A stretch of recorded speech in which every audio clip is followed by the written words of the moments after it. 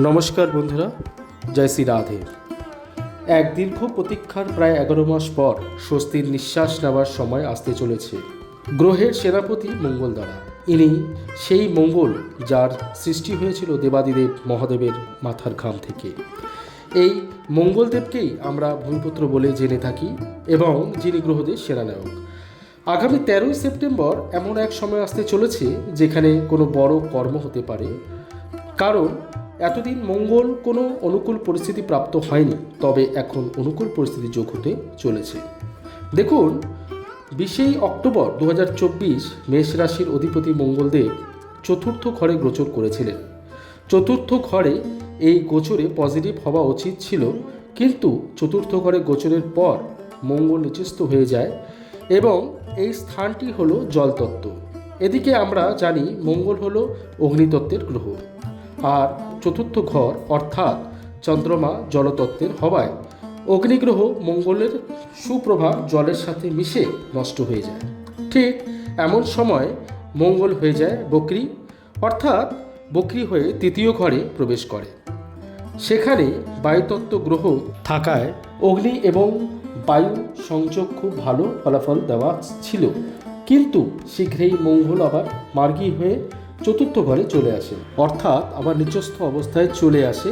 এই দুই ঘরে মঙ্গল 7 মাস সময় ব্যতীত করে। এরপর 6 জুন 2025 মঙ্গল এক ঘর এগিয়ে যান, অর্থাৎ পঞ্চম ঘর সূর্যদেবের ঘরে। খুব ভালো ফলাফল পাওয়ার ছিল, কিন্তু কারণ রাশির স্বামী ত্রিকোণ ঘরে অবস্থান করেছিলেন, কিন্তু আগের থেকেই এখানে কেতু অবস্থান করেছিলেন। এতে যে যোগ সৃষ্টি হয়েছিল তাকে বলা হয় অঙ্গার যোগ। এতে আপনারা সফলতা হয়তো পেয়েছিলেন, সেই সাথে অঙ্গার পথেও আপনাদের এগোতে হয়েছিল। এরপর মঙ্গল স্থান পরিবর্তন করে চলে আসেন ষষ্ঠ ঘরে। এই পরিবর্তন হয়েছিল মঙ্গলের সবচেয়ে বড় শত্রু বুধের ঘরে প্রবেশ করায়। 28 জুলাইতে হয়েছিল এই পরিবর্তন। যখনই কোনো গ্রহ শত্রুর ঘরে প্রবেশ করে তখন নিজের প্রভাব কমিয়ে দেয়। এবারে এসবের থেকে এগিয়ে 13 সেপ্টেম্বর 2025 মঙ্গল এর পরের ঘর অর্থাৎ নিজের মিত্র রাশি শুক্রর ঘরে। এবারে মঙ্গল প্রবেশ করবেন বায়ুতত্ত্বের রাশির ঘরে।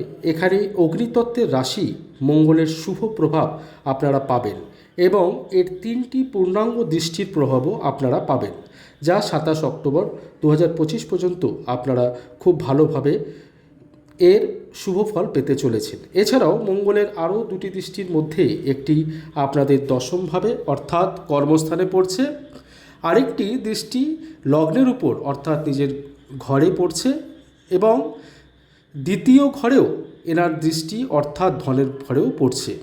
এবার বোঝার চেষ্টা করুন যে সপ্তম ঘরে মঙ্গল গোচর করবেন। যদি আপনি ব্যবসা করছেন তাহলে মঙ্গলের দ্বারা ব্যবসায় খুব বড় মাপের সফলতা আপনারা প্রাপ্ত করতে পারবেন। যেহেতু রাশির স্বামী সপ্তমে যাবেন, তাই দাম্পত্য জীবনে আর্গুমেন্টের থেকে দূরে থাকবেন, বাকি কোনো অসুবিধা দেখা যাচ্ছে না। যদি আপনি প্রপার্টি রিলেটেড ব্যবসা করেন তাহলে এই মঙ্গল আপনাদের সফলতা এনে দেবে। অনেকের ভূমি সম্বন্ধীয় সমস্যার সমাধান হয়ে যাবে, এমনটা দেখা যাচ্ছে। মঙ্গলের এর পরের দৃষ্টি পড়ছে দশম ঘরে অর্থাৎ কর্মের ঘরে। এই ঘরে অর্থাৎ শনির ঘরে মঙ্গলের দৃষ্টি উচ্চস্থ অবস্থা প্রাপ্ত হবে। এতে আপনারা পজিটিভ রেজাল্ট পেতে চলেছেন। কর্মক্ষেত্রে 13 সেপ্টেম্বর থেকে আপনারা পজিটিভ রেজাল্ট পেতে পারেন। কোনো আটকে থাকা কাজ আপনাদের সফলভাবে সম্পূর্ণ হবে, এমনটা বলা যেতে পারে। যদি জবের জন্য অ্যাপ্লাই করে থাকেন সেক্ষেত্রেও একটা পজিটিভ অ্যাটমসফিয়ার আপনার পেতে চলেছেন। মঙ্গলের এরপরের দৃষ্টি পড়ছে লগ্নের উপর।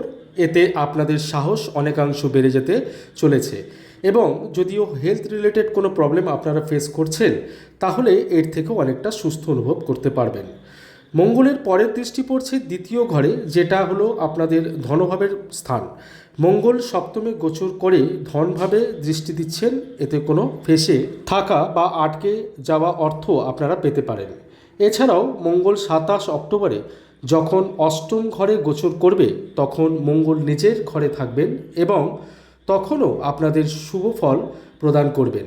এরপরে 1.5 মাস পর যখন মঙ্গল বৃহস্পতির ঘরে অর্থাৎ নবমে গোচর করবেন, ত্রিকোণের মালিক ত্রিকোণ যাবেন, তখনও আরও ভালো সুফল প্রদান করবেন।